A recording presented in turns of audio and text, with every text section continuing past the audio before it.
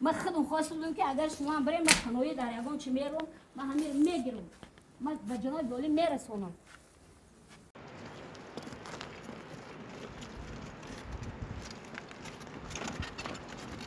که پدر ما یگان خواهین ملت است. Часть прибыли хозяева заведения отправляют детям-инвалидам. Их на попечении семьи около 200 ребят с различными заболеваниями. مراجعت من دیگه توقع ندارم. 70 شدم من مردم در مون روسیه بمرم. یا که در فرانسه، یوگسلاویا، بریتانیا کبیره کجا برم دیگه؟ وطن چی میشه؟ وطن ای بچم. ایره من در جناب مراجعت نامه گفتم وطن ای بوی وطن ای خاک وطن ای مهر وطن ای من زاده همین تاجیکستانم.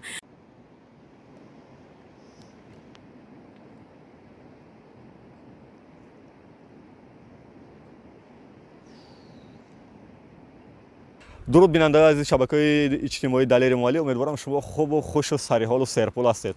این یکی از کل‌های شهر نورک است، معروف در دوره شوروی کل کمسامول یا جوانان امروز در تمام تاجیکستان هست و اطراف این کل هم چند از نقطه‌های استراحتی و فراغتی هست که به عائله محمد قلوفا تعلق دارد و این جای‌های فراغتی اطراف کل جوانان سابق کل کمسامول یک بحثی سودی را دارند با مقامات اجرایی حکومت دولتی شهر نورک که چند سال باز دوام دارد و خودی محمد قلوف عالم یکی از صاحبکاران و شخصیت‌های شناخته در مهاجرت بود و سال 2005 خطا نکنم چون مادر ایشون پشت دستگاه نواربرداری هستن الان باید باز خودشون صحبت میکنن. سال 2005 تمام دارایی و بیزنسشون در فدراسیون روسیه فروخته به تاجیکستان آمدن و خواستند که من بعد برای رشد و تکامل زندگی و تجارتشون در تاجیکستان سهم گذارن و حال بحث‌های سودی آنها دامنه‌دار شده است. چند وقتی اخیر ما آمدیم به این عائله با دعوت این عائله آمدیم و اولتر از همه دودرک خوردیم و مهدی عالم محمد قلوف مهدی ها ایشان تا چند وقت و پیش راهبری تشکیلات جمعیتی بود که برای معیوبان خدمت میکرد و کارهای شایسته ای را نیز در این سمت کرد که ما پایینتر ویدیوشو برای شما نشان میدیم و چقدر که من میبینم مهدی جان یک نوشته دارد مراجعت به پرزیدنت تاجیکستان. من میخواستم فهمم که مهدی نوشته خودت است یا کسی را گفتی که نوشت؟ این از فکر خداوند. خودت گفتی؟ کی نوشته داد به تو اینا؟ تو گفتی کسی نوشت، کی نوشت؟ کی کمک کرد برای نوشتنت؟ بیبیش، مادر، پدر کی نوشته داد؟ بیبی. خونده میتوانی؟ ها؟ ولی صنف چند میره مکتب؟ 8. در کدام مکتب خونده ایستاده ای؟ مکتب 9. مکتب عمومی است یا مکتب مخصوص؟ مکتب عمومی. مناسبت دیگر بچه ها با تو چخیل است؟ خوب است؟ پس خونده میتونی؟ حالا همین مراجعت نامه خودت یک بار میخونی برای ما؟ ها؟ مرحمت. خب مراجعت نامه مهدی جان گوش میکنیم بعدا صحبت باز دوام خواهیم داد. السلام علیکم. مراجعت من و پیشوای ملت من محمد قلوف مهدی عالم جانویچ سال 2007 تولد شدم. من از کودکی معیوبی مادرزاد می باشم و سال 2012 پدرم و ما تشکیلاتی کودکان امکانیتش محدودی مهدی را تشکیل کرد و ما را پرزیدنت آن تشکیلات تعیین کرد و خواسته در زمینه‌های خودم ما مرکزی توانبخشی برای کودکان امکانیتشان محدود ساخته و رایگان از حساب خود تبابت کنیم و لایحه را تهیه کردیم اما حکومت شهر نورک به ما رد کرد و با سال 2012 در شهر نورک ما با کودکان ما خانه امید برای کودکان معیوب تشکیل کرده که در آنجا 200 کودک معیوب قرار داشتم و روزه از 20 تا 30 کودک معیوب در اونجا درس‌های لگپزی، درس‌های تا مکتبی و طبابت رایگان می‌گرفتند. همش را پدر من از حساب قهوه‌خانه خود صرف میکرد. طول 2 سال یگان کارکن حکومت در مدد ما ندارم. با سبب‌های نامعلوم خانه امید ما بسته شد و 2014 ما با کودکان معیوب تاجیکستان یک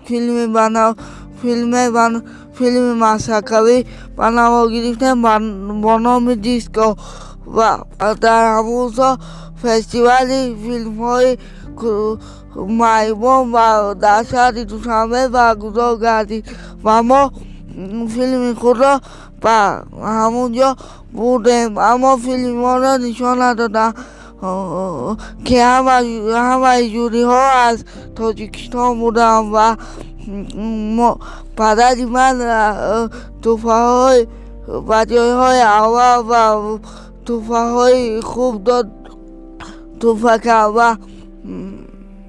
و ما فهمیدیم که سپانسری آن فستیوال ما بودیم. مراجعت من و خواهش من و پیشوای ملت محترم امام علی رحمان و با رئیس مجلس عالی رستم امام علی همین است که پدر من یگان خائن ملت است، یک او و وطن خود خدمت کرد و خدمت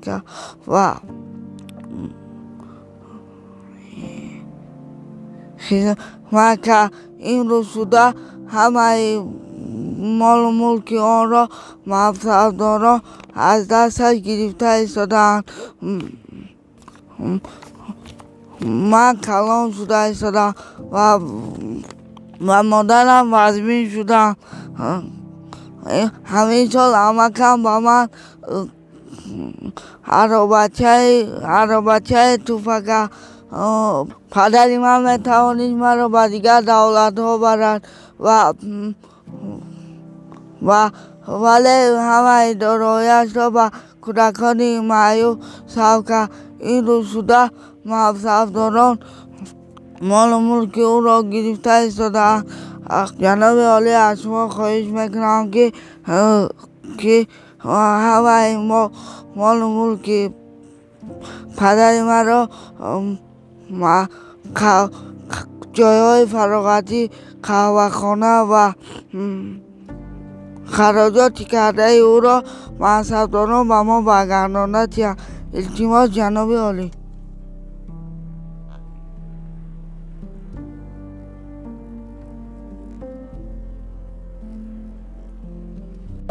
مادر سلام علیکم. السلام علیکم. نام و نسب شما با اجازه؟ نام نسب اشورالیوا توجینیسو. چند ساله هستین؟ 69 ساله. در نورک چند وقت زندگی دارین؟ من زاده شهر نورک میباشم بچم. چند فرزند دارین؟ 7 پسر. بحثی اویله محمد قلوفو یعنی اویله شما یعنی پسرتون اولین با مقامات اجرایی کننده دولتی شهر نورک چی هستین؟ چی بحثی سودی دارین؟ بحث سودی باشم در میشه هم لهجه تاجیکی خدمت میگم. همین لهجه تاجیکی خدمت میکنید. بله. وقتی که نمی جایی که ازیر میبینیم بچم یا جنگل بود رزوال بود یگان کسی هیچ کارم نداشت. این لبی دریای وحش. این لبی دریای وحش بالا کلی کانسامول. فرزندای من همش در اینستیتوت میخوندن، در اینستیتوت کشاورزی میخوندن، در اینستیتوت تکنولوژی میخوندن.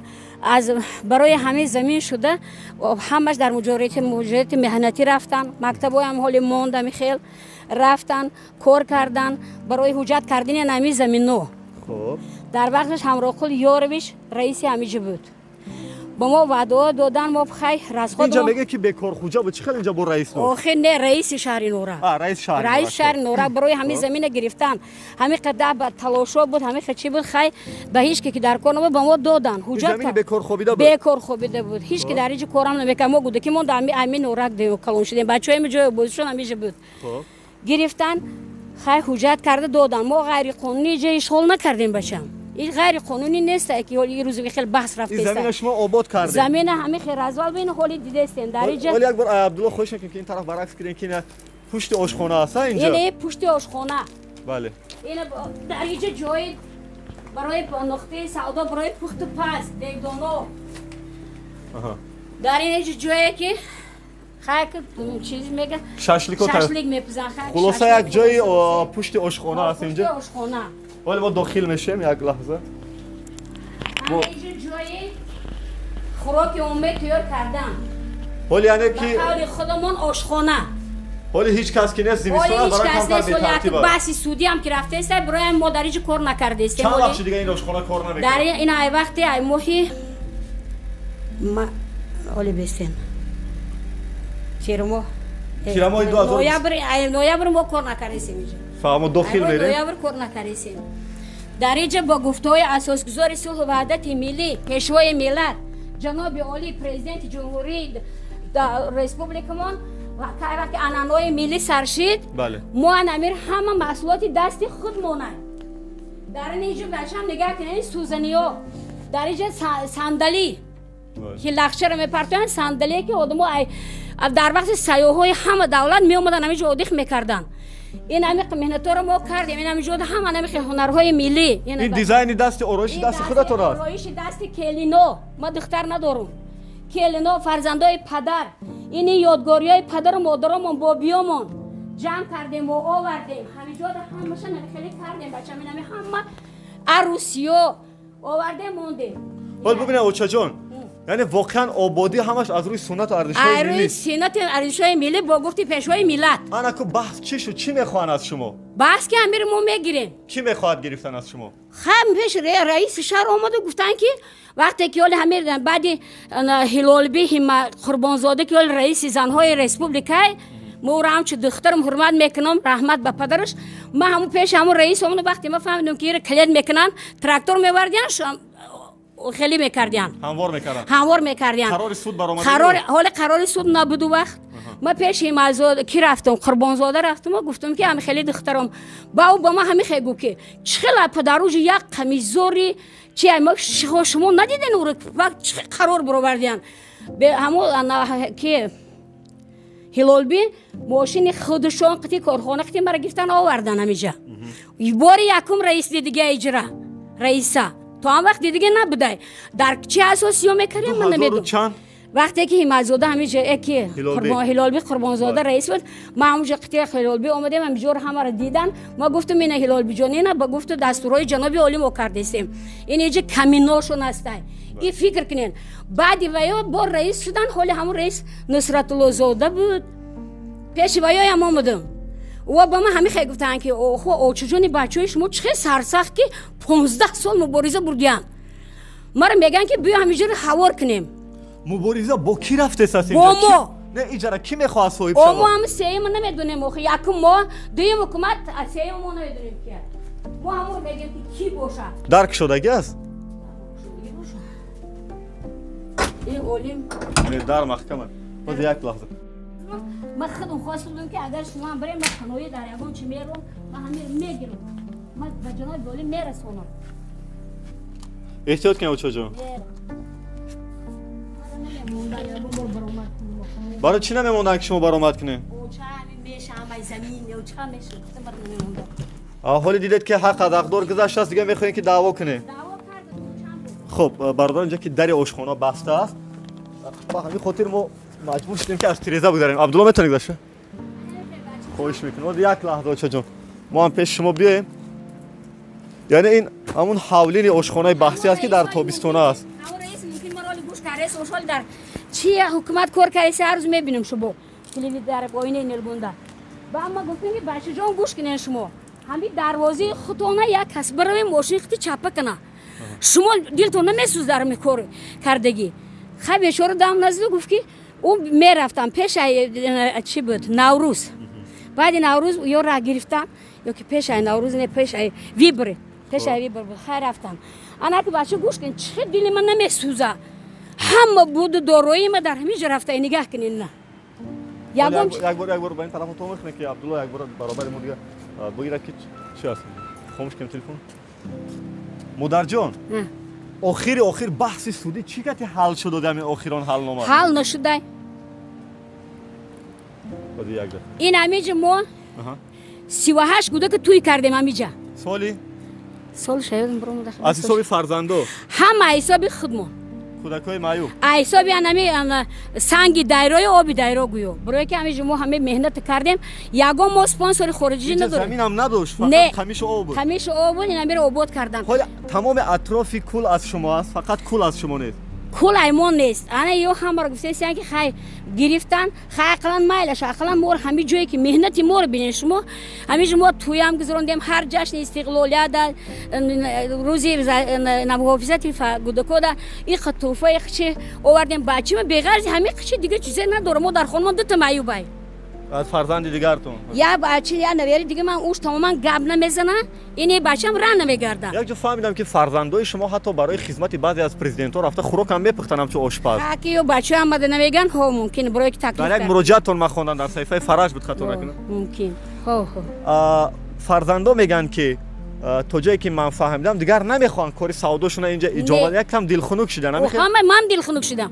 ما بچه‌ام گفتن که مراجعه کنین ما با سوت عالی مراجعت کردیم جوابم دیگه سوت اقتصادی عالی چه جواب داد جواب داد دیگه حکومت که روی قانون بینید خب سوت عالی ده جانس دادم ساید پرزیدنت دادم پرزیدنت اشوریون اومدگی بود که معاون دستگاه بودن معاون دستگاه ما خیلی جناب ده کردم معاون دستگاه اومده که در زیر دو نسخه دیده از روی قانون دیده بروید من داخل اون قانون در اینجا ندیدم بچه چی کار کردن آخر شما اگر آخر اومدن ما وقتی که کمیس آوردن که این مرا مهنت همه کدگی بچه‌ام کدام میده که در کور بیاره پولتیا من میرم در دیگه دولت هم همین کار کرده میتونم چی با نمیخواین که اینجا دوام تیم بیزنس تونه دو در 17 سال شین ما خونی جگر شدیم هر سال همین کار است هر سال چند میلیون سومانی شما طلب دارین 6 میلیون زیاد ما سعی نمیشه گذروندگیم 6 میلیون زیاد از خود چه دیگه هوشت تقسیم کننده ما داریم که 6 میلیون یک چند هزار ما مهنت یعنی بچهای ما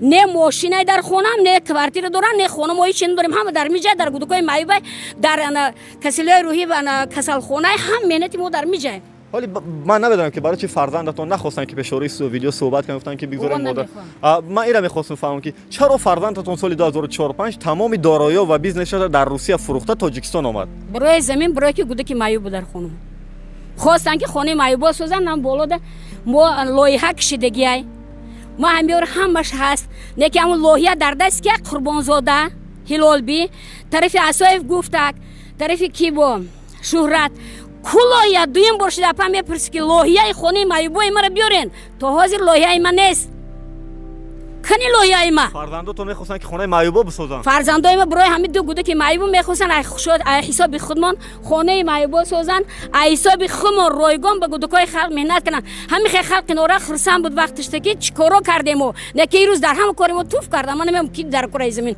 انا پولی ما رو بیارم بتیان همون یک دقیقه همون لایحه خانه معیوبا هم عملی نشد لایحه گم شد در حکومت گرفتن ندادن مون بعدش تهمت کردن که ایو در همیجا در یک قرار صوتی بود در ولایت ما در اوج در خانه خدا بودم آمدم همین بحث در همسایه فهمیدم که همین خلای وقتی که ما حکومت اومدم گفتم سن اساسزاده که گوش کن در پیش قربانزاده هلالبی گفتم گوش کن وقتی که لیمون میگن در خانه در تبلیسی شهر نورک اوغل لیمون پرور آتد بود نمیشید در بالای سنگ خوره کجا لیمون میشوه وقتی میبینم نویسنده صدردین شریف بوده ما در پیش حکومت همش بودن گفتم گوش کن ما ایمی در میرم بعد یه صدردین شریف نه صدردین لیمون میمونم بیا بریم قربانزاده اومده دید رستورانی ساخته بودیم در بالا ما رستورانی کلان ساختگی بودیم به خاک مبادل کردن مهنت آسونه او رستورانتون چه با خاک مبادل کردن اجازه ندادن خانه معیوبمون اجازه ندادن سازی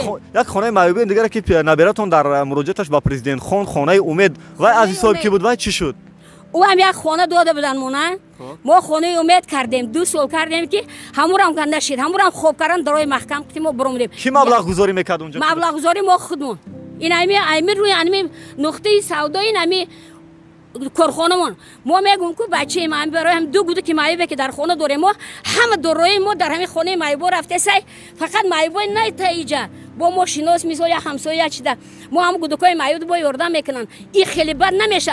ما به اساسگذار صلح وحدت ملی پیشوای ملت مراجعت کرده میگویم ما باوری ندارم. ما رو میگن که به دستور جنابه ما باوری ندارم میده که جناب نونی ما رو بگشن. نه من یک حجت دیدم که برای برقرار کردن و آباد کردن کلی کمسمال یعنی کلی آذر کلی جوانان رئیس دستگاه آزاده امامعلی و امضای پرزیدنت خود هست دیدم آباد شود.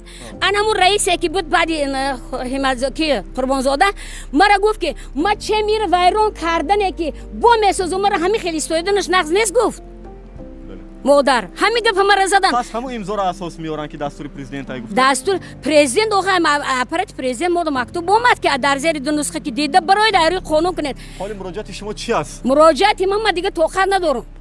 70 شدم من مردم در مون روسیه بمرم یا که در فرانسه یوگسلاویا بریتانیا کبیره کجا برم دیگه؟ وطن چی میشه؟ وطن ای بچم ایره من در جناب مراجعت نامه گفتم وطن ای بوی وطن ای خاکی وطن ای مهری وطن ای ما زاده همین تاجیکستانم.